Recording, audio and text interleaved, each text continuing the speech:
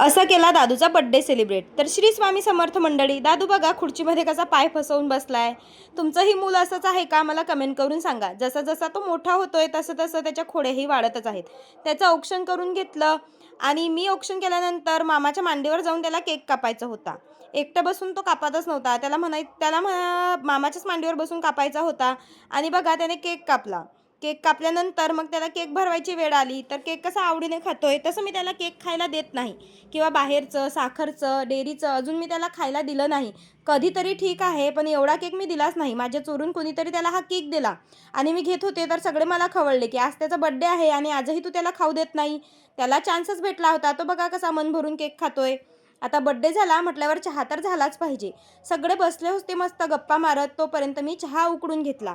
मस्त आलं टाकून चहा केला होता आणि सगळ्यांना चहा आवडतो।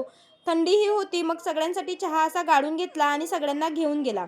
बरं, हे व्हिडिओमध्ये जे सगळे दिसत आहेत ना, हे सगळे आमची घरचीच मंडळी आहे, बाहेरचं कुणीच नाही। मामा, मामाची मुलं, मावशी, त्यांच्या बायका, त्यांची पोरं, हे सगळे आमच्या घरचेच आहोत आम्ही। आणि बरेच जण मिसिंग होते, त्यांचीही आठवण येत होती बरं का।